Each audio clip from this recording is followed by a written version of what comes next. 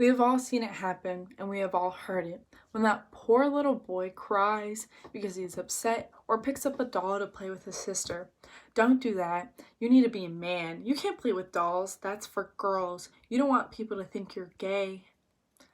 These are just the beginning steps of how toxic masculinity negatively affects our society. We all have a father, brother, cousin, nephew, friend, or even significant other that has had these horrible societal standards shoved down their throats.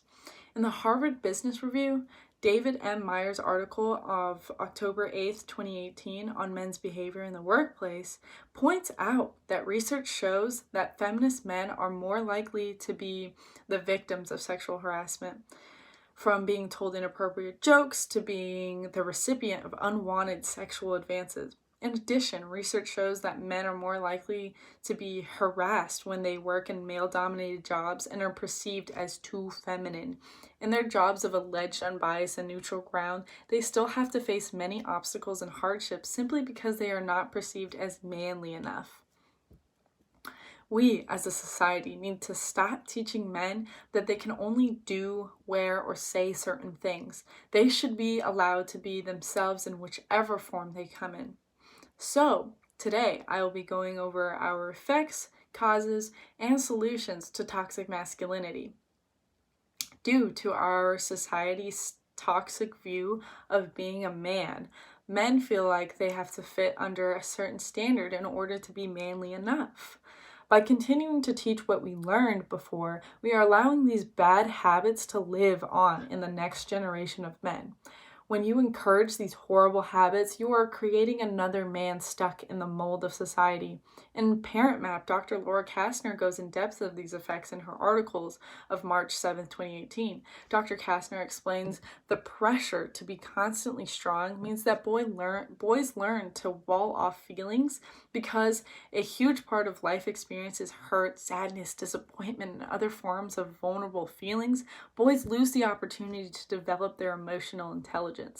If this behavior continues on, we will be encouraging emotionally stunted men. Another article shows a closer look of these effects of these standards in the workplace. Dr. Meyer, in his article, points out how restrained men are if they want to be successful. Meyer explains research has found that men who are more communal and agreeable made significantly less money than more stereotypically masculine men.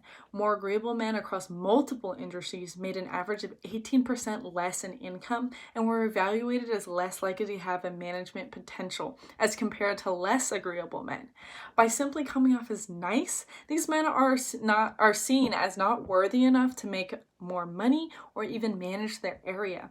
They are literally rewarding men who choose to be more aggressive and punishing those who do not fit under the typical role of a man. Now that we have seen the effects of toxic masculinity, let us take a look at the causes of it. The cause of this problem is us. We as a community have encouraged and supported the constant standard for men to live up to, which in turn has allowed their mental health to slip through the cracks. It all starts at the beginning. As a parent, your methods and how you choose to raise your son truly impacts their lives. An article by John D. Rich shows a closer look on influences a father has on their son. Dr. Rich states in his article from Psychology Today on March 1st, 2018, how fathers view their sons. Dr. Rich explains how fathers may realize it doesn't matter if their son doesn't show an interest in sports or is creative and artistic, but still worry floods them that their sons might be gay. Many fathers have anxiety that having a son who doesn't have typically masculine interests means they haven't done their job properly. Now, I cannot speak for all of you, but I have yet to meet a father who can hide what they are thinking. So imagine the impact this would have on their sons, that constant cloud hanging over them to please their fathers and achieve their approval creates a resentment towards anything they may like that their father does not. Now that we have addressed the causes, let's look at the steps we can take towards a solution for this problem. The first step of solving this problem with toxic masculinity is teaching the new generation of boys that it is okay to be who they want. In order to get a new mindset growing with future generations, we have to start with the youngest generation of boys and teach them that it is okay to wear, feel, and express themselves in whatever they want. Dr. Rich explains how many psychologists who study gender advocate for parents to try to be more gender free when teaching their children how to be good people. In the end, we want our children to grow up to be good people, not emotionally suppressed balls of anxiety and depression.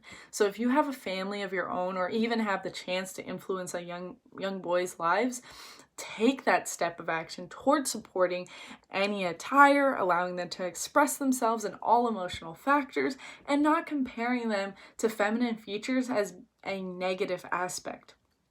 Finally, the last step towards ridding our world of toxic masculinity is changing the mindset of the people in our society today. This is the hardest step to accomplish, but it is doable with enough support and persistence. We need to stop those who look down on boys for acting too feminine and support the men and boys around us by validating all their choices and feelings, especially when they do not fall under the requirements for being a man. Dr. Kastner points out, in order to stop these standards, busting out of those gender straitjackets is a start. We need to validate boys' emotions. We need to trust that if we show compassion for boys' tender sides, it won't make them fragile. It will enhance self-acceptance. We want our boys and men to feel like they are allowed to connect with all parts of their emotions, because that is a huge part of what makes them themselves. In order to have this effectively work, we need everybody to stop discouraging boys and men from showing their emotions, whether that is stopping yourself or reiterating what others say to these boys. And of course, encourage them to feel what they feel and support as they move forward and become stronger. Toxic masculinity has a horrible impact on our society. We have allowed it to affect men in many ways, whether it is how they cope with emotional problems or even the way they are perceived in the workplace, influencing their opportunities. The main cause of these problems is the way we as a society address men in the way they should look or behave and respond to life's daily hardships. In order to stop these terrible standards we project onto men, we need to change our parenting by encouraging freedom of expression, and change the ways we treat boys and men now by allowing them to be connected to all aspects of being human and not discouraging them for not fitting into society's horrible mold of being a man. If we continue down this dark path and do not stop the progression of this problem, we will only encourage hatred and oppression for many more generations. We will let our boys hate themselves in order to fit in and bully others because they do not have the support to be like them. It is our job as a part of the society to make our boys feel loved and supported for being 100% themselves. Otherwise, we are no better than those who spit hateful comments and degrade feminine men by standing and doing nothing. Thank you.